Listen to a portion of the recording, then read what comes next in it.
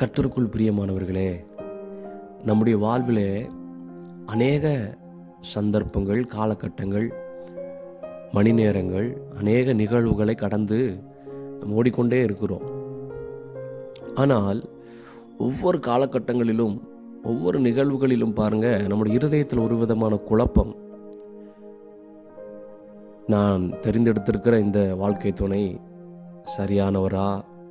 நான் தெரிந்தெடுத்த இந்த படிப்பு சரிதானா? தேவன் எனக்கு கொடுத்த அபிஷேகம், தேவனுடைய சமூகம், தேவன் நான் சபைக்கு போனது, நான் ரட்சிக்கப்பட்டது, தேவன் என்னை அழைத்து, ஊழியத்துக்கு அழைத்து என்னை உயர்த்தி வைத்திருக்கிறது, நான் தெரிந்து கொண்ட கல்வி, நான் தெரிந்து கொண்ட வேலை, நான் தெரிந்து கொண்ட குடும்பம், இப்படி அநேக காரியங்களை சொல்லிக்கொண்டே போகலாம். சில வேளைகளில் குழப்பம் வருகிறது. சரிதானா? ஐயோ, தப்பான முடிவு எடுத்து விட்டோமோ என்று சொல்லி அநேக முறை இருதயத்தில் கலங்குகிறோம், குழப்பம் அடைகிறோம். பாருங்க, பாஸ்டர் பென்னி ஜோஷுவா அவர்கள் இந்த நான் எம்மாத்திரம் என்ற பாடல் எழுதும் பொழுது அவர்கள் அதில் ஒரு வரியை இணைக்கிறார்கள். தலைமுறை தாங்கும் திட்டம் தந்தீர் என்று அந்த வரியை அதில் இணைத்து தன்னுடைய மனைவியிடத்தில் காண்பித்தாராம். இப்படி தேவன் எனக்கு இந்த பாடலை தந்தாருமா அப்படின்ட்டு. அப்போது அவர்கள் அந்த வரிகளெல்லாம் வாசித்து பார்த்துட்டு சொன்னாங்களாம், அப்பா இந்த தலைமுறை தாங்கும் திட்டம் தந்தீர் என்ற வரியை மாற்றலாமா அப்படின்னு கேட்டாங்களாம். ஏன்பா அப்படின்னாங்களாம். அப்போது அவர்களுக்கு பிள்ளை இல்லாத தருணம். பாஸ்டர் அவர்களுக்கு, அவங்க குடும்பத்துக்கு பிள்ளை இல்லை. அவர்கள் ஒரு 3-4 வருடமாக அவர்கள் பிள்ளை இல்லாத இருந்தார்கள்.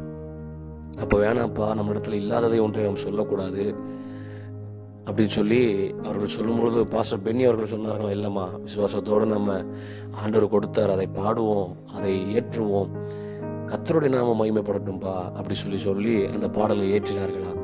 பின்பதாக தேவன் அவர்களுக்கு நல்ல புத்திர பாக்கியத்தை கொடுத்தார், குடும்பங்களை ஆசீர்வதித்து நல்ல பிள்ளைகளை, தலைமுறையை தந்தார். அப்போது நமக்கு நேராக வருகிற வார்த்தை பாருங்கள், நமக்கு நேராக வருகிற தரிசனம் அது வீணாய் வரலை. ஏதோ ஒரு ஃப்ளோவில் ஆண்டவர் அடிச்சு விட்டு போகலை. ஏதோ ஒரு ஊழியக்காரர் ஃப்ளோவாக நமக்கு சொல்லி கொண்டு போகலை. ஏதோ நாம் ஜெபித்தோம், ஏதோ ஆண்டவர் பண்ணார் அப்படின்லாம் இல்லை.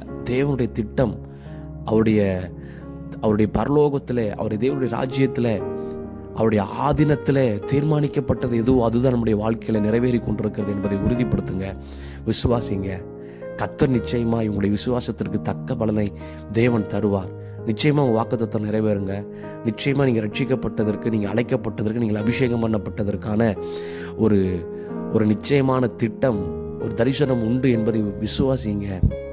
நான் வீணாய் சபைக்கு போகலை, வீணாய் நான் ஜெபம் பண்ணலை, வீணாய் நான் உபவாசிக்கலை, வீணாய் எனக்கு தேவனாய் கர்த்தர் இந்த குடும்பத்தை தரலை, எனக்கு வாழ்க்கை துணையை தரலை, இந்த கல்வியை தரலை, இந்த உயர்வை தரலை, இந்த வேலையை எனக்கு தரலை, ஆண்டவர் ஏதோ ஒரு திட்டத்தோடு தந்திருக்கிறார் என்று விசுவாசிங்க.